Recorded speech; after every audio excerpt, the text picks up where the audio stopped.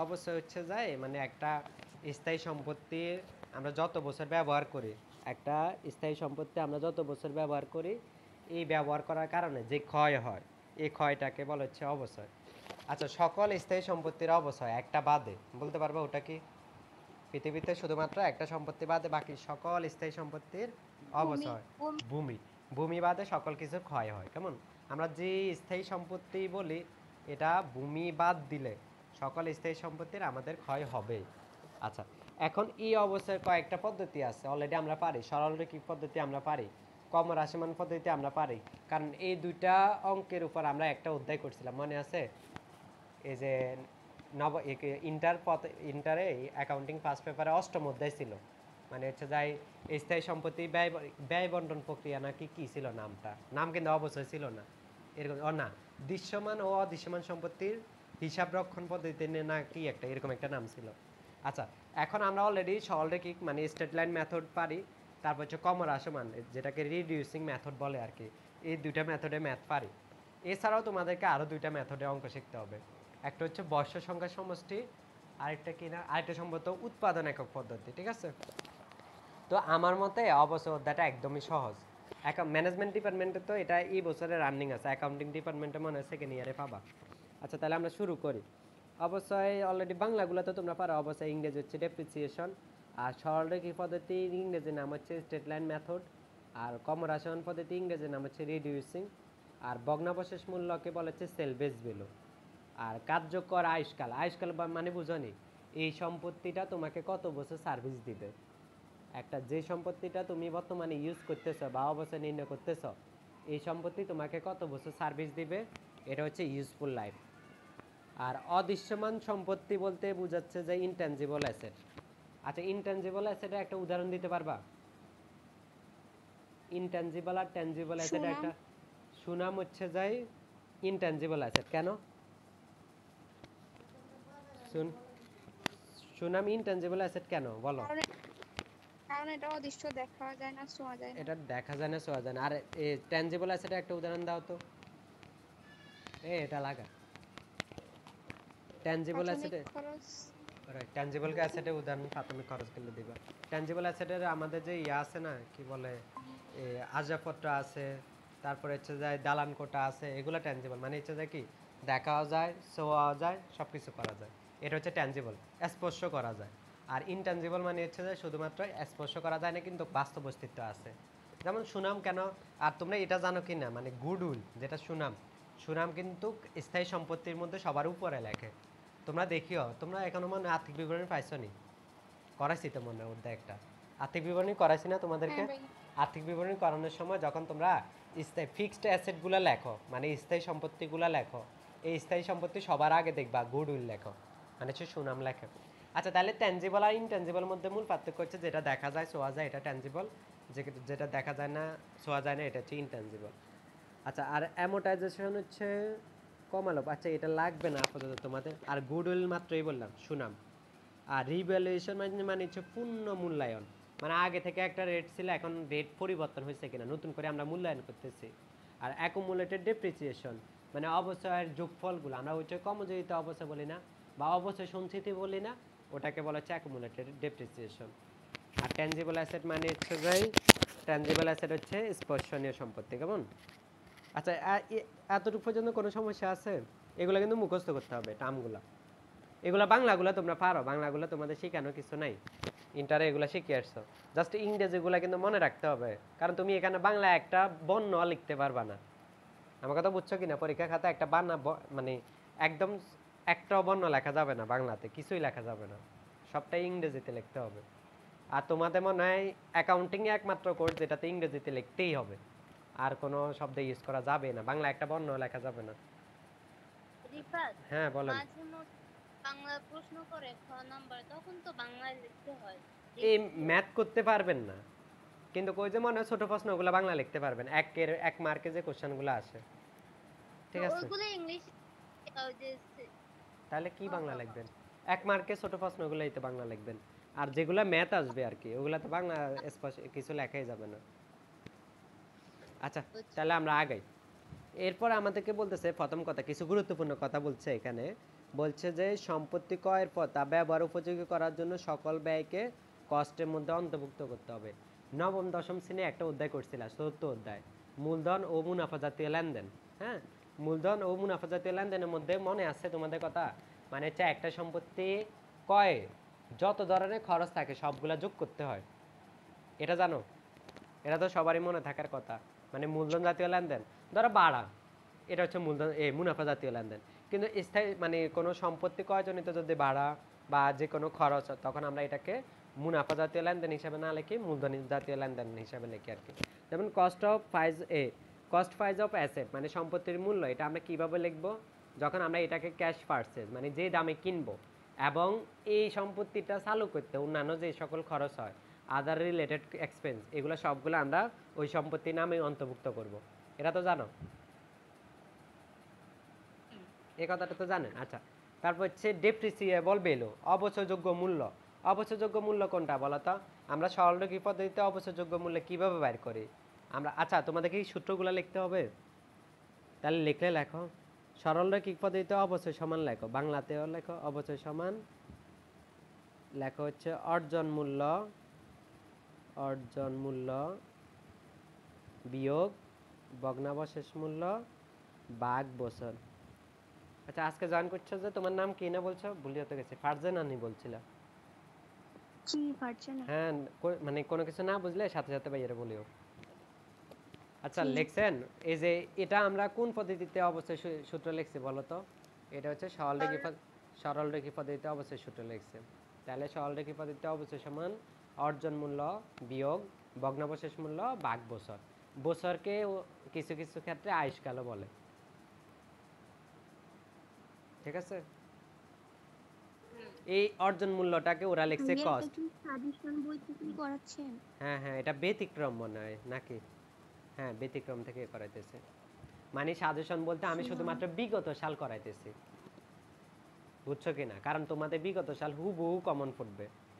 প্রথমে বেসিকগুলো পড়ে, এরপর আমি বিগত সালে যাবো গা। আচ্ছা, তাহলে অর্জন মূল্য বিয়োগ ভগ্নাবশেষ মূল্য ভাগ বছর। অর্জন মূল্য বলতে বোঝাচ্ছে যে অ্যাসেটের কস্ট যেটা ওটা, আর ভগ্নাবশেষ মূল্য হচ্ছে যে সেলভেজ ভ্যালু, আর বছর হচ্ছে ইউজফুল লাইফ, ঠিক আছে? এতটুকু আশা করি লিখছেন না? তারপরে আসো, তারপরে কি বলতেছে? তারপর হচ্ছে বুক ভ্যালু। বুক ভ্যালু তো আমরা অলরেডি এই যে ইয়ার মধ্যে, আচ্ছা বুক ভ্যালু কোন মেথডে আমরা ইউজ করব? আমরা হচ্ছে যে কি বলে ক্রমহ্রাসমান পদ্ধতিতে আছে না, রিডিউসিং মেথড, এই যে রিডিউসিং মেথড, ওইখানে আমরা কিন্তু বহিমূল্যের উপর মানে অঙ্ক করব। ওইখানে আমরা অবশ্যই সমান কি লিখব? বহিমূল্য ইনটু হার। এটা কোন মেথডে বলো তো? এটা হচ্ছে ক্রমহ্রাসমানজের পদ্ধতিতে। ক্রমহ্রাসমানজের পদ্ধতিতে অবশ্যই সমান বহিমূল্য ইনটু হার। এটাকে ইংরেজিতে কিভাবে লিখবা? বুক ভ্যালু ইনটু হারকে আমরা কি বলবো? রেট বলবো আর কি, RAT, রেট, ঠিক আছে? তোমরা বাংলাগুলা পারো, আমি জাস্ট তোমাদেরকে বাংলাগুলার সাথে ইংরেজিগুলা মিলাই দিতেছি, এটাই। কারণ অবশ্য অধ্যায়টা তোমরা আমার অনেক ভালো পারো, শুধু ভালো না, কারণ ওটা একটা অধ্যায় শিখছো পুরা। আমরা জাস্ট বাংলাগুলোর সাথে ইংরেজি মিলাইলে হয়ে গেছে, আর তেমন কোনো কাজ নাই। আচ্ছা, তাহলে বুক ভ্যালু, আচ্ছা বুক ভ্যালু আমরা কিভাবে বাইর করব? বইমূল্য আমরা কিভাবে বাইর করব বলতে পারবা? বইমূল্য বাইর করা হচ্ছে অর্জন মূল্য থেকে পুঞ্জীভূত অবস্থায় বাদ দে। হ্যাঁ, বইমূল্য সূত্র তোমরা যদি লিখতে চাও লিখতে পারো। কি লিখবা? অর্জন মূল্য বিয়োগ পুঞ্জীভূত অবস্থায়, পুঞ্জীভূত অবস্থায়। অর্জন মূল্য থেকে পুঞ্জীভূত অবস্থায় বাদ দিলে আমরা বই মূল্য পাই যাব। আচ্ছা, অর্জন মূল্য মানে কি এটা বুঝছো কিনা? মানে একটা সম্পত্তি কিনতে যত টাকা খরচ এটাকে বলে অর্জন মূল্য। মানে একটা সম্পত্তি অর্জন করতে যতটুকু খরচ হয় এটাকে বলে অর্জন মূল্য। তো অর্জন মূল্যের সাথে যদি আমরা হার গুণ দিই, রেট গুণ দিই, তাহলে এটাই হবে হচ্ছে যাই কি বলে, সরি, অর্জন মূল্য থেকে পুঞ্জীভূত অবস্থায় বাদ দিলে বহিমূল্য। এই বহিমূল্যের সাথে আমরা যদি রেট গুণ দিই, তাহলে আমরা ক্রমহ্রাসমানজের পদ্ধতিতে অবস্থায় পেয়ে যাব। এতটুকু বুঝছো কিনা বলো? হ্যাঁ। আচ্ছা, এতটুকু বুঝলে এবার আমরা আসি, অঙ্কে আসি। আচ্ছা, রেট যদি না থাকে রেট কিভাবে বাইর করতে হবে এটা জানো? রেট বাইর করার সূত্র হচ্ছে 100 ভাগ বছর গুণ 2 কোন পদ্ধতিতে বলতে পারবানি? কম আর সমান জের পদ্ধতিতে। কমার সমান। কম আর সমান জের পদ্ধতিতে যদি আমাদেরকে ম্যাথে রেট না বলি দে, তখন আমরা রেটটা বাইর করব কিভাবে? উপরে 100 নিচে বছর গুণ 2। ঠিক আছে, এতটুকু বুঝছো কিনা? এতটুকু কিন্তু পারা জিনিস, ইন্টারে শিখছো কিন্তু, জাস্ট মিলে দিতেছি। তারপরে আসো, তারপরে হচ্ছে যে ডেপ্রিসিয়েশনের গুরুত্বপূর্ণ কিছু সূত্র বলি। আচ্ছা, স্টেট লাইন মেথডের এসে ওরা, আচ্ছা সাম অফ ইয়ার ডিজিট মেথড আছে, এটা কিন্তু আমাদেরকে শিখতে হবে। এটা বাংলা কি বলো তো? বাংলা হচ্ছে বর্ষ বর্ষ সংখ্যা পদ্ধতি। হ্যাঁ, বর্ষ সংখ্যার সমষ্টি পদ্ধতি। এটা সূত্র কি লিখছে ওরা? ইংরেজিতে শর্টকাট হিসাবে লিখছে DB into N minus Y divide by কি ই। এখন কথা হচ্ছে যে কি কি কোনটা মানে কি বুঝেছে? এখানে ডিবি বলতে ডেপ্রিসিয়েবল ভ্যালু, মানে অবচয়যোগ্য মূল্য। শুধুমাত্র কম হ্রাসমান জের পদ্ধতিতে বাদে বাকি সকল পদ্ধতিতে অবচয় ধরা হয় অবচয়যোগ্য মূল্যের উপর। এই অবচয়যোগ্য মূল্যের ইংরেজি হচ্ছে যে ডেপ্রিসিয়েবল ভ্যালু, অবচয়যোগ্য মূল্য। আর এন বলতে বোঝাচ্ছে number of useful life. Number of লাগবে না, শুধু ইউজফুল লাইফ বললে হবে, মানে কত বছর তোমাকে সম্পত্তিটা তোমার সার্ভিস দিবে, বা আমরা আয়ুষ্কালও বলতে পারি আর কি। ঠিক আছে, আচ্ছা এখানে কোনটা কি বুঝাইছে? এখানে যেমন ধরো ডিবি বুঝাইছে হচ্ছে ডেপ্রিসিয়েবল ভ্যালু, এন হচ্ছে number of useful life, Y হচ্ছে যায় নাম্বার অফ ইয়ার্স। আচ্ছা ডেপ্রিসিয়েবল ইয়ার, আচ্ছা ওয়াই বলতে বোঝাচ্ছে number of years prior to depreciable year. আচ্ছা ইতে কি বুঝাইছে? Sum of year digit. আচ্ছা আমি এটা একটা ম্যাথ তোমাদেরকে করাই দিব, তোমরা জাস্ট এখন এই ইয়াটা লেখো, আমি একটা অঙ্ক করাই দিব। এই সূত্রটা লেখো, আর এখানে এই যে ইংরেজি টার্মটা লেখো। এই ওয়াই রে এটা আমি বুঝাই দিব একটু পরে। মানে যে এটা সম্ভবত বুঝাচ্ছে যত বছর এই কি বলে বর্ষ সংখ্যা সমষ্টিতে অঙ্কগুলো কেমনে দেয়। ধরা বলবে যে এই সম্পত্তি আমাদেরকে সার্ভিস দিবে 5 বছর, এখন তৃতীয়তম বছরে অবশ্যই কত। এখন এই নাম্বার ওয়াই মানে বোঝাচ্ছে সম্ভবত কততম, কয়টা বছর পাস হয়ে গেছে এরকম। আচ্ছা আমরা একটা অঙ্ক করলে ক্লিয়ার হয়ে যাবে।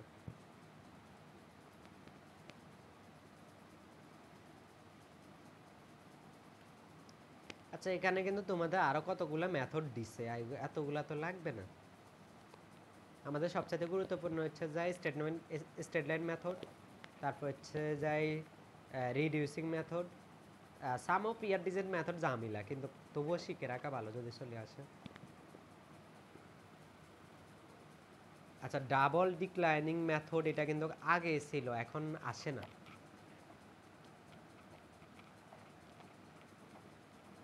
তারপরে আসেন, তারপর এটা 5 নম্বর মেথডটা শিখতে পারো, এটা লাগবে। এটা হচ্ছে production method unit of output method. আচ্ছা ওয়ার্কিং আওয়ার মেথড, আচ্ছা ওয়ার্কিং আওয়ার মানে এটা হচ্ছে এটা এই দুইটার কথা, মূল কথা হচ্ছে যাই মানে উৎপাদন একক পদ্ধতি, যেটাকে আমরা বলতাম আর কি। মানে উৎপাদন একক পদ্ধতিতে কিন্তু সময় কাউন্ট হয় না, এখানে মূল কাউন্ট হচ্ছে যাই কতটুকু উৎপাদন হয়েছে। তো এটাকে কিভাবে বাইর করে? এটা বাইর করার সূত্র হচ্ছে যাই অবচয়যোগ্য মূল্য উপরে, অবচয়যোগ্য মূল্য, আর নিচে হচ্ছে যাই মোট উৎপাদন, মোট উৎপাদন। এটা তাহলে আমরা হচ্ছে এই যে ইউনিট, এই যে পার ইউনিট কস্ট মানে একক প্রতি উৎপাদন, একক প্রতি অবচয় পেয়ে যাব। এরপরে আমরা কি করব? একক প্রতি অবচয়কে পার ইউনিট কস্টকে প্রোডাকশন ইউনিট মানে মোট উৎপাদনকে আমরা ওই যে একক প্রতি অবচয় দ্বারা গুণ দিব। প্রথমে একটু এলোমেলো লাগবে, আগে তুমি সূত্রটা লেখো, অঙ্ক করালে ক্লিয়ার হয়ে যাবে। এই এই মেথডের নাম হচ্ছে উৎপাদন একক পদ্ধতি, ইংরেজিতে বলছে production method unit of output method. আবার এটাকে ওরা 6 মানে 5টাকে 6ও বানাইছে, কিন্তু একই অঙ্ক আবার লিখছে, লাগবে না 6 নাম্বারটা তোমাদের লেখা লাগবে না। আমরা যখন এটাকে ঘন্টা হিসাবে করে ফেলবো তখন এটাকে নাম হয়ে যাবে ওয়ার্কিং আওয়ার মেথড, তোমাদের আপাতত 6 নাম্বার লেখারই দরকার নাই।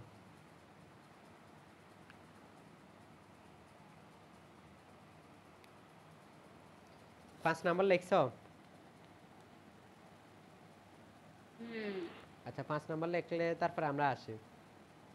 আচ্ছা একটা সম্পত্তি কখন লাভ বা ক্ষতি হবে এটা এরকম সূত্র লেখার দরকার নাই। আমি জাস্ট বলে দিই। আমাদের বুক ভ্যালু আছে না? মানে একটা সম্পত্তির অর্জন মূল্য থেকে ভগ্নাবশেষ মূল্য সরি কি বলে পুঞ্জীবিত অবস্থায় বাদ দিলে যে বহিমূল্য, বহিমূল্য থেকে বেশি বিক্রি করলে লাভ, কম বিক্রি করলে ক্ষতি। জাস্ট এটা মনে রাখো। এত সূত্র মনে রাখার আপাতত দরকার নেই। মানে আমাদের একটা সম্পত্তির বহিমূল্য যেটা বাইরে হবে, এটা ধরো বহিমূল্য 10,000 টাকা বাইরে হচ্ছে, আমরা এই সম্পত্তিটা যদি 11 মানে 10-এর উপরে বিক্রি করি তাহলে লাভ, 10-এর নিচে বিক্রি করলে ক্ষতি। তাহলে আলটিমেটলি আমাদের এটা মনে রাখতে হবে, বহিমূল্য থেকে যদি বেশি বিক্রি করি, বেশি দামে বিক্রি করি তাহলে লাভ হবে, আর বহিমূল্য থেকে যদি কম দামে বিক্রি করি তাহলে ক্ষতি হবে। আচ্ছা এবার আমরা ডাইরেক্ট ম্যাথে। ভাইয়া বহির্মূল্য কি ক্রয় মূল্য? না না না ভাইয়া, বই ক্রয় মূল্য হচ্ছে যা অর্জন মূল্য, বই মূল্য হচ্ছে যে ক্রয় মূল্য যেটা থাকবে না, ওই ক্রয় মূল্য থেকে তুমি পুঞ্জীবিত অবস্থায় বাদ দিবা, মানে যত বছর তুমি ব্যবহার করছো তত বছর অবস্থায় বাদ দিবা, তাহলে তারপরে যাই তুমি বই মূল্য বা বুক ভ্যালু পাবা। আচ্ছা আমরা অঙ্ক করি তাহলে আরো ক্লিয়ার হয়ে যাবেন। আমরা বিগত সালে যেটা 2018 সালে ম্যানেজমেন্ট ডিপার্টমেন্টে আসছে এই অঙ্কটা করি, তাহলে আমরা পুরোপুরি ক্লিয়ার হয়ে যাব। আচ্ছা এখন এখানে আমাদেরকে কি জানতে চাইছে? আচ্ছা বলছে X Y Z company purchases a land.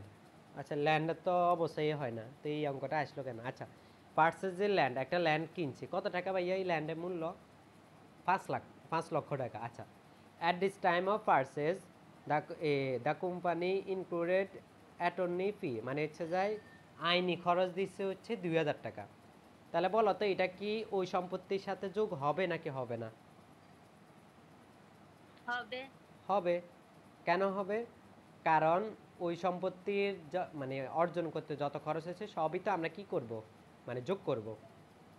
আচ্ছা তারপর হচ্ছে যাই এই রিয়েল এস্টেট ব্রোকারেজ কমিশন কত টাকা? 500 টাকা দিছি হচ্ছে যাই ওই যে কমিশন বাবদ। তারপর as the land কনসিস্টেড of an old building, আচ্ছা একটা ওল্ড বিল্ডিং মানে পুরাতন একটা বিল্ডিং আছে ওইখানে যে ল্যান্ডটা আমরা কিনছি। The removal cost was included 9,000 টাকা বাট সেল অফ স্ক্র্যাপ। আচ্ছা মানে হচ্ছে যে ওই মানে ভালো করে বুঝো, আমরা যে জমিটা কিনছি ওই জমির দাম হচ্ছে 5 লাখ, আবার ওই জমি যে আইনি খরচ আমরা কিনতে আইনি খরচ গেছে 2,000 টাকা, তাহলে যে জমি কিনছি এটার দাম 5 লক্ষ টাকা আর আইনি খরচ 2,000, তাহলে 5 লক্ষর সাথে 2,000 যোগ করবো, কত হয়েছে? 5,02,000। আবার ওই মানে একটা ব্রোকারকে মানে যে কাজটা করছে তাকে কমিশন দিচ্ছি 500, তাহলে এটাও তো জমি ক্রয়জনিত খরচ, তাহলে এই 500 টাকাও যোগ করব। আবার বলতেছে যে যে জমিটা কিনছি ওই জমির ওই জায়গায় একটা পুরাতন বিল্ডিং আছে, ভাঙাচোরা বিল্ডিং, ওই বিল্ডিংটা মানে নষ্ট করতে মানে রিমুভ করতে মানে ভাঙতে 9,000 টাকা খরচ হয়েছে। কিন্তু কথা আছে ওই 9,000 টাকা খরচ হলে আমরা কিন্তু ওই স্ক্র্যাপগুলো বিক্রি করে 1,550 টাকা পাইছি, তাহলে বলো তো আমরা কি 9,000 টাকাও যোগ করবো, 1,550 টাকাও যোগ করবো খরচের মধ্যে? না। না। না। তাহলে কি করবো বলো তো? 1,550 টাকা আমরা কি করবো এটা বলো? এটাকে বিয়োগ করব। কেন এটা বিয়োগ করবা কেন? কারণ এটা তো আমাদের খরচ না, এটা তো আমরা আমরা উল্টা পাইছি এই টাকাগুলা। খেয়াল করো আমরা কি করছি, ওই যে 9,000 টাকা যে স্ক্র্যাপ মানে আমাদের যে ভূমি কি বলে ভূমির উপর যে দালানটা ছিল ভাঙাচুরা দালান, এই দালানটা বাইনতে 9,000 টাকা খরচ হইলো, কিন্তু এই দালানের মানে কঙ্কর টঙ্কর বা হাবি জাবি যা ছিল তা এগুলো বিক্রি করতে মানে স্ক্র্যাপ বিলও বিক্রি করি 1,550 টাকা পাইছি। তাহলে মূলত আমাদের 9,000 টাকা খরচ হচ্ছে নাকি আরো কম খরচ হচ্ছে বলো তো? মূলত কম আমাদের হয়েছে। আরো কম খরচ হয়েছে। তাহলে কত টাকা মূলত খরচ হয়েছে? 9,000 থেকে 1,550 টাকা বাদ দিয়ে দিব, তাহলে 7,450 টাকা আমাদের মূলত খরচ হয়েছে। এই জমি উচ্ছেদ মানে হচ্ছে জমিতে যে দালানটা ছিল ওই দালানটা উচ্ছেদ করতে আমাদের খরচ হচ্ছে 7,450 টাকা। এই কথাটা বুঝছো কিনা? এই জিনিসটা বুঝাই অঙ্কের কাজ, এই অঙ্কে আর কোনো কাজ নেই। আমার কথা বুঝছো কিনা? তাহলে আমাদের টোটাল কত টাকা খরচ হবে? টোটাল খরচ হবে তাহলে আমাদের এই যে কি বলে পার্সেজ অফ ল্যান্ড হচ্ছে 5 লাখ, অ্যাটর্নি ফি হচ্ছে 2,000, তারপরে কমিশন হচ্ছে 500, আর ওল্ড বিল্ডিংয়ের দাম হচ্ছে 9,000 টাকা, আর স্ক্র্যাপ ভ্যালু হচ্ছে 1550। 1550 টাকা বাদ দিলে হচ্ছে 7450 টাকা। তাহলে আমরা মোট এই টোটাল থেকে এই টোটালের সাথে কি বলে এই টোটাল সবগুলো যোগ করলে হবে 5,09,950 টাকা। তাহলে এটা হচ্ছে আমাদের জমির মূলত ক্রয় মূল্য আর কি, বা মূলত জমির দাম আর কি। এখানে কোনো অবস্থায় কোনো কাজ নেই, জাস্ট অর্জন মূল্য বাইর করার কাজ। বুঝছো কি না? এটাতে কিন্তু কম করিও 5 মার্ক হবে, দেখো কিচ্ছু নেই, বাচ্চাদের অঙ্ক। জাস্ট তোমাকে এটা বুঝতে হবে যে এই 1550 টাকা আমাকে বাদ দিতে হবে, এটা পারবা নেই? সবাই বুঝছো নি? হ্যাঁ ফারজানা বুঝছো নি? বুঝছি। আর লিমা আর ইয়াতে বুঝছো? আজকে তো নতুন, আজকে নতুন তো হলে ভাই এটা সমস্যা হচ্ছে। এটা তো একদমই সহজ।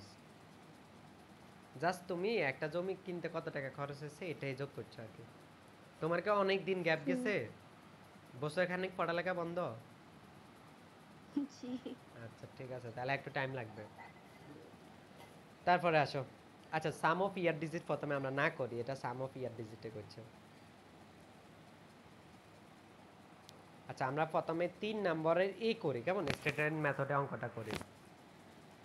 আচ্ছা বলছে যে এই মেশিনারি মানে একটা machinery was acquired by ABC company, মানে আমরা এবিসি কোম্পানি থেকে একটা মেশিন কিনছি। কত টাকা ওই মেশিনের দাম? 1,00,000 টাকা। কোন তারিখে? অন জানুয়ারি 1, 2010, মানে 2010 সালের জানুয়ারি 1 তারিখে আমরা একটা মেশিন কিনছি 1,00,000 টাকা দিয়ে।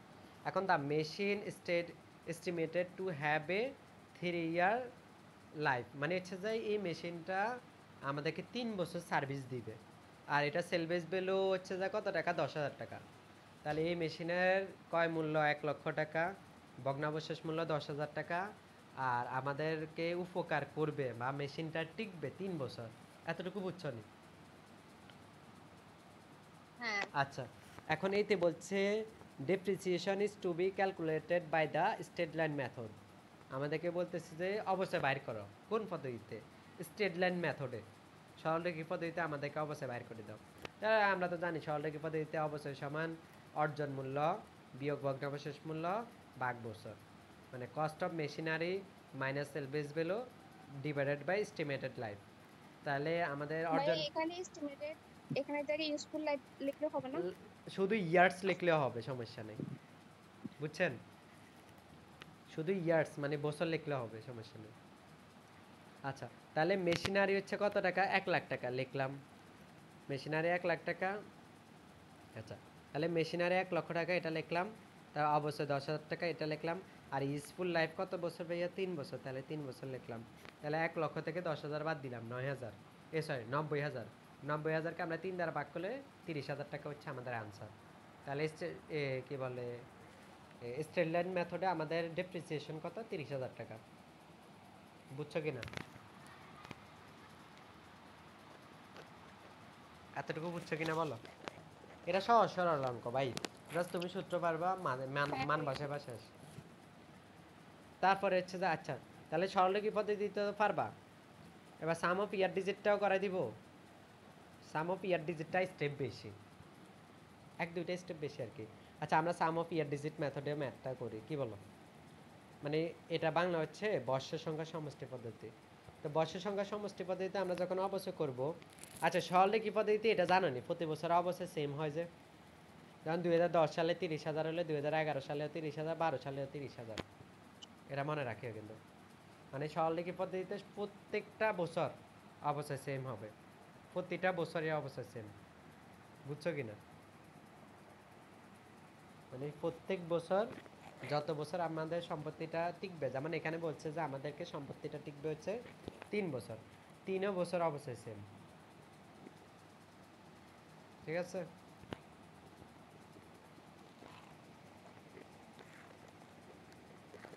আচ্ছা এতটুকু বুঝছো কিনা? এবার আমরা সাম অফ ইয়ার ডিজিট মেথডে করি। সাম অফ ইয়ার ডিজিট মেথডে অঙ্ক করতে হলে তোমাকে প্রথমে নাম্বার অফ ইয়ার, এই যে সাম অফ দ্য ইয়ার ডিজিট বাইর করতে হবে। এখন বলো তো এটা আমাদেরকে কত বছর সার্ভিস দেবে? 3 বছর না? কত বছর সার্ভিস দিবে হ্যাঁ বলছে? 3 বছর। 3 তাহলে আমরা বছর। কি করব? 3, এরপরে 1 ডিজিট কমবে, 3 এর থেকে 1 ডিজিট কমলে কত? 2, এরপরে 1 ডিজিট করলে কত? 1, এরকম করে 1 পর্যন্ত আসবো। তাহলে সবগুলা যোগ করব, 3 যোগ 2 যোগ 1 6 হবো। তাহলে আমাদের সাম অফ ইয়ার বা এটা ডিজিট কি সব অঙ্কের মধ্যে এরকম সব হবে? অঙ্কের মধ্যে এরকম হবে। 4 বছর মধ্যে যদি হয় 4 তাহলে বছর 4 হতো ডিজিট। তাহলে 4 যোগ 3 যোগ 2 যোগ 1 তাহলে 10 হতো আরে। ঠিক আছে, প্রথমে আমরা সাম অফ ইয়ার ডিজিট বাইর করব। তাহলে সাম অফ ইয়ার ডিজিট এখানে কত বাইরেছে 6। আর ডিপ্রিসিয়েবল ভ্যালু হচ্ছে যাই অর্জন মূল্য থেকে ভগ্নাবশেষ মূল্য বাদ দিব। তাহলে আমাদের অর্জন মূল্য ছিল হচ্ছে 1 লাখ, ভগ্নাবশেষ মূল্য হচ্ছে 10,000। তাহলে 1 লক্ষ টাকা থেকে 10,000 টাকা বাদ দিব। 1 লক্ষ টাকা থেকে 10,000 টাকা বাদ দিলে তাহলে 90,000 টাকা লিখলাম। এরপর আমরা অবশ্যই বাইর করা শুরু করব। কিভাবে করব দেখো, 3টা বছরে অবশ্যই করব, 10 সাল 11 সাল 12 সাল। আচ্ছা আমাদের ডিপ্রিসিয়েবল ভ্যালু কত 90,000 না, তাহলে 90,000 ভাগ 6, 6 কোত্থেকে আসছে ওই যে প্রত্যেকটা বছরের যোগফল। আর 3 হচ্ছে যাই প্রথমে আমরা 3 দ্বারা ভাগ করব, মানে সর্বোচ্চ প্রথম বছরে অবশ্যই। তাহলে প্রথম বছরে আমরা কত 3 বছর ইউজফুল লাইফ না, 3 দ্বারা ভাগ করব। দ্বিতীয় বছর হলে কি কত হবে, দ্বিতীয় বছর অলরেডি 1 বছর পাস হয়ে গেছে না 2011 সালে, ভালো করে বুঝো। আমাদের 10 সালে মেশিনটা কিনছি, 10 সালে বলছে যে 3 বছর আমাদের সুবিধা দিবে। আমরা যখন 11 সালে হিসাব করব অলরেডি 1 বছর সুবিধা দিয়ে দিছে না, তাহলে আর কত বছর আমরা সুবিধা পাই 2 বছর। তাহলে আর 90,000 ভাগ 6 গুণ 2 সেম 2012 সালে, 2012 সালে আর কত বছর সুবিধা দিবে বলো তো 1 বছর না, তাহলে 90,000 ভাগ 6 গুণ 1। তাহলে আসলে আমাদের টাকা কত হবে 2010 সালে 45, 2011 সালে 30, 2012 সালে 15,000। এটাই না, বলো পারবা কিনা নাকি আবার বলতে হবে? পারবো। ঠিক আছে, আচ্ছা এরপরে আচ্ছা যখন আমাদেরকে এরকম কোনো মেথড বলবে না তখন আমরা কি করব? এই অঙ্কটা পড়ার আগে রিকোয়ারমেন্ট দেখো, মানে ইনস্ট্রাকশন দেখো। আমাদেরকে এতে বলছে কি কম্পুট কম্পুট দা কি ডেপ্রিসিয়েশন এক্সপেন্স ফর 2016, মানে হচ্ছে 2016 সালের ডেপ্রিসিয়েশন, মানে অবশ্যই ব্যয় বাইর করা। এখন তো অবশ্যই ব্যয় তো কত মেথডে বাইর করা যায়, সরলরেখাকে বাইর করা যায়, ক্রমহ্রাসমানে বাইর করা যায়, বর্ষ সংখ্যা সমষ্টিতেও বাইর করা যায়। এখন কথা হচ্ছে কোন মেথডে বাইর করবা। যখন কোনো মেথড বলে দিবে না তখন তোমরা সরলরেখা পদ্ধতিতে অঙ্কটা করে ফেলবা। আমার কথা বুঝছো কিনা? যখন কোনো মেথড বলবে না তখন সরলরেখা পদ্ধতিতে মেথডে অঙ্কটা করে ফেলবা। তাহলে ডেপ্রিসিয়েশন পার, আচ্ছা আমরা এই অঙ্কটা আগে পড়ি, এখানে মূলত কি বুঝাইছে বলছে যে, আচ্ছা বলছে যে নথেন মোটরস পারচেজ এ ট্রাক, মানে একটা ট্রাক কিনছে হাতে অ্যাট দ্য বিগিনিং অফ 2016, 2016 সালের শুরুতে একটা ট্রাক কিনছে, দাম হচ্ছে 94,000 টাকা। The truck is estimated to have A সেলভেজ value 4,000, মানে বলতেছে যে এই ট্রাকের ভগ্নাবশেষ মূল্য হচ্ছে 4,000 টাকা। আর ইউজফুল লাইফ হচ্ছে যাই, এটা ইউজফুল লাইফ কিন্তু বছর হিসাব না, এটার ইউজফুল লাইফ হচ্ছে যায় কিলোমিটার হিসাব। তোমরা এগুলা জানো না, মানে বাস ট্রাক এগুলা কিন্তু ইউজফুল লাইফ হচ্ছে বছর হিসাব করে না, বলে যে এটা এত হাজার কিলোমিটার চলবে। যেমন এই ট্রাক 3,20,000 কিলোমিটার চলবে, এটা বলতেছে ইউজফুল লাইফ। মানে ওরা এস্টিমেট করতেছে যে আমরা এই ট্রাকটা 3,20,000 কিলোমিটার চালাইতে পারবো। আচ্ছা এখন ওরা বলতেছে যে আমরা 2016 সালে এই ট্রাকটা 40,000 কিলোমিটার চালাইছি, তাই 2016 সালে অবশ্যই কথা আমাদেরকে বাইর করে দাও। আমার কথা বুঝছো কিনা? এটা মূলত উৎপাদন একক পদ্ধতিতে অঙ্কটা করা হবে, একদমই সহজ অঙ্ক। হ্যাঁ হ্যাঁ বলেন। একটা বয়স ধরিতে এভাবে এটা 10 বছর ছিল এরকম না ধরে, তাহলে এটা এমন কেন? মনে রাখবেন বাস ট্রাক এগুলার ক্ষেত্রে বয়স হিসাব করে বছর না, বয়স হিসাব করে ও কতদিন আপনাকে সার্ভিসটা দিবে, মানে কত কিলোমিটার হিসাব করে। যেমন আপনারা এটা জানেননি এসি বাসগুলা কিন্তু সময় মানে যত কিলোমিটার হিসাব বলে, মানে ওরা আবার কিনার সময় বলে যে হ্যাঁ এটা এত হাজার কিলোমিটার আপনারা মানে চালাইতে পারবেন, এত হাজার কিলোমিটার মানে এত হাজার কিলোমিটার চালানোর পরে এটা মোটামুটি নষ্ট হবে বা আপনাকে সার্ভিস মানে কার্যকারিতা শেষ হবে আর কি। এই জন্য দেখবেন এসি বাসগুলো বন্ধ রাখলে সমস্যা নষ্ট হয়ে যায়। ওরা মানে ঢাকা চিটাঙ্গা বা যে কোনো রুটে এসি বাসগুলো একবার আসার পরে কত ঘন্টা পরে বেগ দিয়ে আবার চালায়, মানে এগুলো চালানোর উপর থাকে, যত চালে ততই ভালো থাকে। মানে বাস এবং ট্রাক মানে যখন যেগুলো হচ্ছে ট্রান্সপোর্ট এগুলোর ক্ষেত্রে সময় হিসাব করে হচ্ছে পার কিলোমিটার হিসাবে, মানে ওরা কত কিলোমিটার চলছে তার উপর ডেপ্রিসিয়েশন করবে। বছর হিসাব করে ডেপ্রিসিয়েশন ধরা হয়। তাহলে এই এই যে ট্রাকটা কিনছে এটা আমাদেরকে 3,20,000 কিলোমিটার এইটা চালানো যাবে। আর 2016 সালে আমরা চালাইছি কত 40,000 কিলোমিটার। তাহলে আমরা এটা কিভাবে হিসাব করব? প্রতি কিলোমিটারে অবশ্যই কত, প্রতি কিলোমিটারে অবশ্যই বাইর করবো হচ্ছে আমরা এটার অর্জন মূল্য থেকে ভগ্নাবশেষ মূল্য বাদ দিব। অর্জন মূল্য কত 94,000 টাকা, আর ভগ্নাবশেষ মূল্য কত 4,000 টাকা। তাহলে 94 থেকে 4 বাদ দিব। এরপরে ইউজফুল লাইফ কত হাজার কিলোমিটার 3,20,000 দ্বারা ভাগ করবো। তাহলে প্রতি কিলোমিটারে আমাদের খরচ কত 0.28125, ঠিক না? 1 কিলোমিটারে আমাদের খরচ হচ্ছে যায় 0.28125 টাকা। তাহলে আমাদের 2016 সালে চলছে কত কিলোমিটার 40,000 কিলোমিটার। তাহলে 40,000 ইন্টু 0. এটা গুণ দিব। তাহলে আমাদের 2016 সালে অবশ্যই হচ্ছে 11,250 টাকা। 11,250 টাকা, বুঝছো কিনা? 11,250 টাকা। এখানে যদি বলতো 2016, 17, 18 তখন আচ্ছা। কি ওরা তা এখানে যদি বলতেছে ডেপ্রিসিয়েশন এক্সপেন্স বাইর করে 2016, 2017, 2018, তাহলে এখানে প্রশ্নে আরও কিছু অ্যাড করা লাগতো। কেমন? আপনারা এখানে বলছে না 2016 সালে 40,000 কিলোমিটার চলছে, তখন আপনারা বলে দিবে ইট ওয়াজ ড্রাইভেন 50,000 কিলোমিটার ইন 2017। মানে ইচ্ছা যায় এরকম করে প্রতি বছরে আপনারা কত কিলোমিটার চলছে এটা বলে দিবে। ধরেন 2017 সালে অবশ্যই জানতে চাইছে, তাহলে বলবে যে 2017 সালে এত কিলোমিটার চলছে। তারপর ধরেন 2018 সালের মানে অবশ্যই জানতে চাইছে, তখন আপনারা বলবে যে 2018 সালে এত হাজার কিলোমিটার চলছে। বুঝছেন কিনা?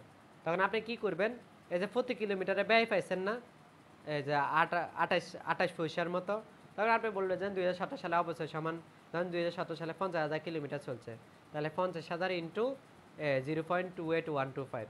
তারপর ধরেন 2017 সালের 2019 সালে অবশ্যই জানতে চাইছে, তখন 19 সালে 30,000 কিলোমিটার চলছে, তাহলে 30,000 ইন্টু 0.28125 এরকম। বুঝছেন কিনা? আচ্ছা যদি ভিন্ন ভিন্ন অ্যানসার আসে তাহলে তো এটা ভিন্ন ভিন্ন অ্যান্সারে তো আসবে, এরা তো ভিন্ন ভিন্ন আনসার আসবে।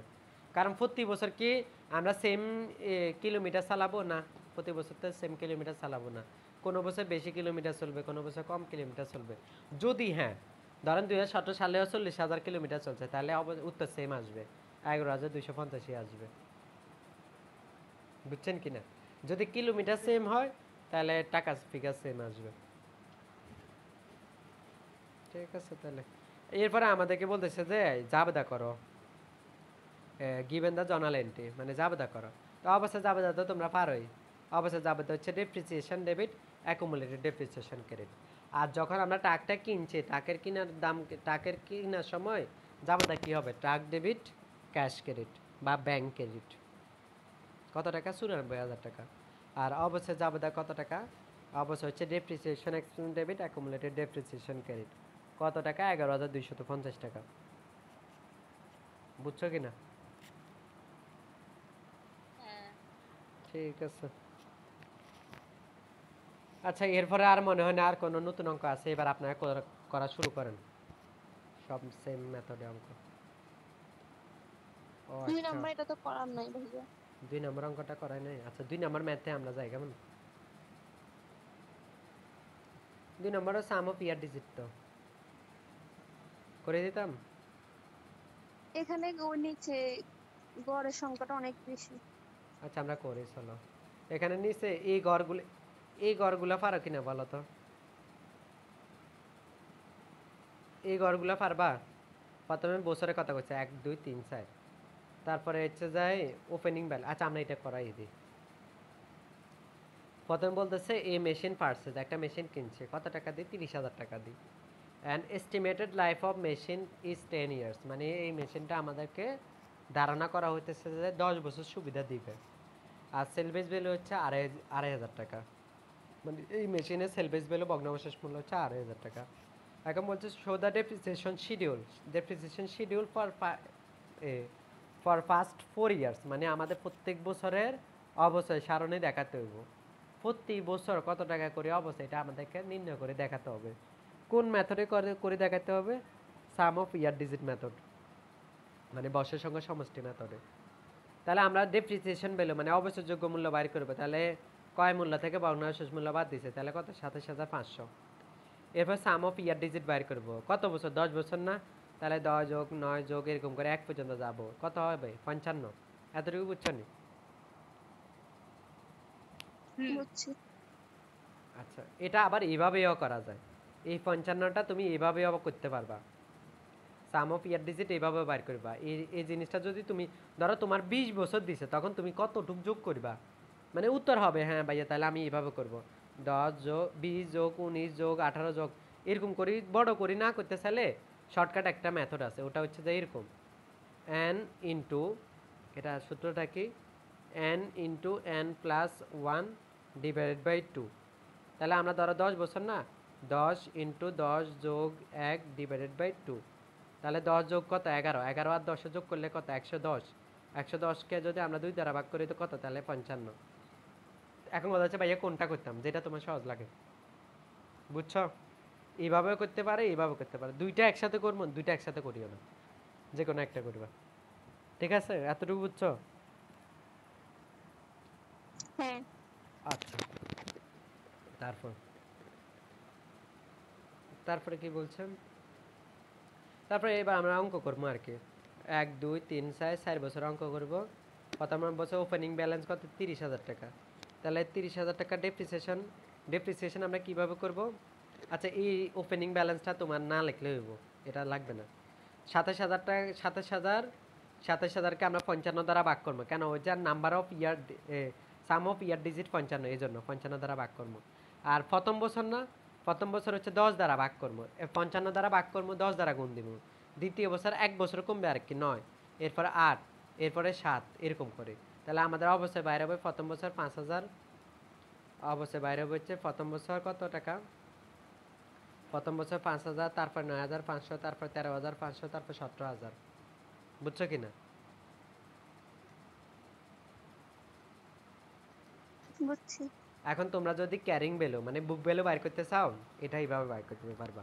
আমাদের কিনা দাম কত ছিল 30, 30 থেকে 5 বাদ দাও, তাহলে কি বুক ভ্যালু আসবে 25। তাহলে প্রথম বছর শেষে এটা বই মূল্য 25। এবার আসো দ্বিতীয় বছর শুরুতে, তাহলে বই মূল্য 25 আসবে। এবার 25 থেকে 9,500 বাদ দিলে কত 20,500। তাই 20,500কে আমরা আবার তৃতীয় বছরের শুরুতে ধরলাম, তাহলে 20,500 থেকে আমরা 13,500 বাদ দিলাম, তাহলে কত 16,500, 16,500 বসালাম। 16,500 থেকে আমরা যদি আবার 17,000 টাকা বাদ দিই, তাহলে কত 13,000। এভাবে ম্যাথটা করবো, ভাইয়া এখানে কি এই লাস্টের এটা করা লাগবে? আপনি না এখন করলে হবে। বলতেছেন। এটা মূল কথা, মূল ডিজিট হচ্ছে এই 3 ঘর, এই ঘর, এই ঘর, এই ঘর, এই দুইটা ঘর অপশনাল। ভাইয়া ওপেনিং ভ্যালুটা কিভাবে বের করতে? ওপেনিং ব্যালেন্স তোমার ডাইরেক্ট দিয়ে দিছে না, এই যে 30,000 টাকা জিনিস কিনছে, এটাকে ওপেনিং ব্যালেন্স পরেরগুলা? দিচ্ছে। কোনগুলা পরেগুলো হচ্ছে এইভাবে দিচ্ছে আর কি, মানে ওই টাকাটা কেনা দাম থেকে অবশ্যই বাদ দিছে। দেখো 30,000 থেকে অবশ্যই 5 বাদ দিলে 25, 25 থেকে আবার দ্বিতীয় বছরে অবশ্যই 9,500 বাদ দিলে তৃতীয় বছরে ওপেনিং ব্যালেন্স। আবার এই 20,500 থেকে 13,000 ওই বছরে অবশ্যই বাদ দিছে, আর পরের বছরে ওপেনিং ব্যালেন্স এইভাবে পাইছে। 30,000 থেকে যদি 9,500 বাদ দেয় তাহলে থাকে কত 20,500। সরি দাঁড়ান, ভুল হইতেছে তো, দাঁড়াও দাঁড়াও, না না না না না না না না, হ্যাঁ ভুল হইতেছে। 4,500 হবে। আচ্ছা 30 থেকে বাদ দিলাম 5,000, তাহলে 25, 25 থেকে ডেপ্রিসিয়েশন এক্সপেন্স না ওটা বাদ হবে না। ডেপ্রিসিয়েশন, ও সরি সরি সরি, আমি তো ভুল বলতেছি তো, অ্যাকুমুলেটেড ডেপ্রিসিয়েশন বাদ দিতে হবে না। এই যে ওপেনিং ব্যালেন্স থেকে এই বছরের ডেপ্রিসিয়েশন কত 5, 5 বাদ দিলে 25, এই 25 থেকে এই বছরের ডেপ্রিসিয়েশন কত 4,500, 4,500 বাদ দিলে 20,500, এই 20,500 থেকে এই বছরে অবশ্যই কত 4,000, 4,000 বাদ দিলে তাহলে 16,500। আমি ওই যে অবশ্যইকে পুঞ্জীবিত অবশ্যই বলে ফেলতেছি, অবশ্যইগুলো বাদ দিতে হবে। মানে ওপেনিং ব্যালেন্স কীভাবে বার করবা, ওই বছরে অবশ্যই ওই বছরে ওপেনিং ব্যালেন্স থেকে ওই বছরে অবশ্যই বাদ দিবা, তাহলে পরের বছরে ওপেনিং ব্যালেন্স, ওই বছরে অবশ্যই থেকে ওপেনিং ব্যালেন্স থেকে ওই বছরে অবশ্যই বাদ দিলে পরের বছরে ওপেনিং ব্যালেন্স। এভাবে আমরা যাইতেই থাকবো, যত বছর বলবে তত বছরে অবশ্যই বাইর করতে পারবো। এভাবে। এখন কি আমরা 3টা করব না 5টা এরকম করব? কত বছর করবে এটা? না না গড় আপনি বলছেন গড় 3টা করলেই তোমরা হবে আমরা এই যে ক্যারিং ভ্যালু না ধরি, 5টা। তোমরা নাম্বার অফ এই যে ইয়ার করবা। প্রথমত এই তিনটা গড় মাস্ট, ইয়ার্স আর ডেপ্রিসিয়েশন এক্সপেন্স আর অ্যাকুমুলেটেড এক্সপেন্স, অ্যাকুমুলেটেড ডেপ্রিসিয়েশন আর কি। এই তিনটা গড় তোমারে করতেই হবে, তুমি বাধ্য। আর এই দুইটা গড় তুমি করলে ভালো, না করলে নাই। বুঝছো কি না? হ্যাঁ আচ্ছা ঠিক আছে, যেগুলো আমি টিক চিহ্ন দিছি না, এই টিক চিহ্নগুলো তোমারে করতে হবে, প্রথম ঘর, তৃতীয় ঘর, চতুর্থ ঘর। আর বাকি দুইটা ঘর তোমার ইচ্ছা করলে হবে, না করলে হবে। স্যার হ্যাঁ বলেন। প্রশ্ন বলে যে বুক ভ্যালু বের করো, তাহলে আমরা ক্যারিং ভ্যালুটা লিখব। হ্যাঁ হ্যাঁ, এটাই বুক ভ্যালু। ক্যারিং ভ্যালু আর বুক ভ্যালু একই। তখন কিভাবে বের করবেন এটা প্রশ্ন? হ্যাঁ, তখন কি এটা এই পুরো অঙ্কটা করব? এই পুরো অঙ্কটা করলেও ক্যারিং ভ্যালু বাইরে যাবে। দেখেন কেমনে বাইর করছে। 30,000 থেকে ওই বছর অবশ্যই বাদ দিছি, কত 25। এখন আবার ওপেনিং ব্যালেন্স থেকে আবার ওই বছর অবশ্যই বাদ দেন, দেখেন ক্যারিং ব্যালেন্স চলে আসতেছে। ওপেনিং ব্যালেন্স থেকে ওই বছর অবশ্যই বাদ দিলে ক্যারিং ব্যালেন্স আসতেছে। এটাই। আবার আরো একটা মজার জিনিস খেয়াল করেন, ধরেন এই বছরের ক্যারিং ব্যালেন্স, এই ক্যারিং ভ্যালু মানে বুক ভ্যালু পরের বছরের ওপেনিং ব্যালেন্স, খেয়াল করছেন নি? এই যে এই বছরের বুক ভ্যালু পরের বছরের ওপেনিং ব্যালেন্স হয়ে যায়। বুঝছেন?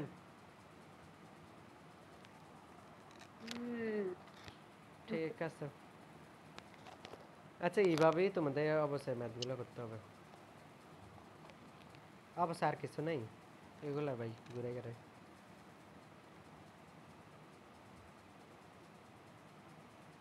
এটা কোন মেথডে করছে রে? আওয়ারলি মেথড, ঘন্টা হিসাবে। এই দেখো এই অঙ্কটা কিন্তু ঘন্টা হিসাবে আসতে পারে। এই যে এই অঙ্কটা করে সবগুলো অঙ্কে বাড়ি কাজ থাকবে কিন্তু। যেমন হচ্ছে এই অঙ্কটা বলতেছে যে এটা ইউজফুল লাইফ হচ্ছে 6,500 ঘন্টা। এখন তোমারে বলছে কি বলছে, 2010 সালে 12,000 ঘন্টা চলছে, 11 সালে 23,000 ঘন্টা চলছে, আর 12 সালে 1,1875 ঘন্টা, 13 সালে 750 ঘন্টা, 14 সালে 375 ঘন্টা। এখন তুমি ওই সাল হিসাব করে ঘন্টা হিসাব করে বার কে। প্রথমে তুমি ঘন্টা প্রতি অবশ্যই বাইর করবা 40 টাকা, ঠিক না? ঘন্টা প্রতি অবশ্যই হচ্ছে 40 টাকা। এবার যেই বছর, এই যে যেই বছর যত ঘন্টা ইউজ করছে তত দ্বারা গুণ দিবা, তাহলে অবশ্যই চলে আসবে। বুঝছো কি না আমার কথা? মানে প্রথমে তুমি হ্যাঁ, আমি এক ঘন্টা অবশ্যই বাইর করবে, এরপরে যত ধরো 2010 সালে অবশ্যই আমরা ইউজ করছি হচ্ছে 1200 ঘন্টা, তাহলে 1200 ঘন্টাকে 40 দ্বারা গুণ দিব। 2011 সালে ইউজ করছি হচ্ছে 2300 ঘন্টা, 2300 ঘন্টাকে 40 দ্বারা গুণ দিব। এইভাবেই অঙ্কটা আগাবে। কেমন? বুঝছেন? অবশ্যই এক ক্লাসে ডিসমিস। এরপরে আমি জাস্ট সমস্যা থাকলে বলবা, আমি সলভ করে দেবো অবশ্যই। আর আমি আর ক্লাস নিব না। আচ্ছা এখানে নতুন একটা জিনিস শিখাই দিই। তোমরা প্রথম জাবেদাটা তো পারবা, বলো তো এটা কিসের জাবেদা? মেশিন কয়ের জাবেদা। দ্বিতীয় জাবেদা কিসের? অবশ্যই জাবেদা। প্রথম দুইটা জাবেদা তো পারো নাকি? প্রথম দুইটা জাবেদা তো পারো নাকি? আমি প্রশ্ন না দেখে উত্তর দেখাচ্ছি। তৃতীয় জাবেদা মনে আছে তোমরা? এই যে অবশ্যই অধ্যায়ে তোমরা একটা কি বলে জাবেদা শিখছিলা, অবশ্যই বন্ধের জাবেদা, ক্লোজিং এন্ট্রি দিছিলা। ওই এন্ট্রিটা মনে আছে তোমাদের? আয় বিবরণী ডেবিট, অবশ্যই হিসাব ক্রেডিট, মনে আছে নি? আয় বিবরণী ডেবিট, অবশ্যই হিসাব ক্রেডিট। ওইটাকে আমরা ইংরেজিতে লিখছি income summary debit, depreciation expense credit. ঠিক আছে? ঠিক আছে। আর কিছু নাই ভাই এই অধ্যায়ে। খতিয়ান করতে বলতে পারে, খতিয়ান পারবা না নাকি বলে দিতে হবে? হ্যাঁ এগুলো তো জাবেদা থেকে খতিয়ান করবে না রে। ঠিক আছে, আমাদের আর কোন অধ্যায় আছে বলো তো? আর হচ্ছে ব্যাংকে যেটা আছে না, ব্যাংক সমন্বয় বিবরণী। ঠিক আছে।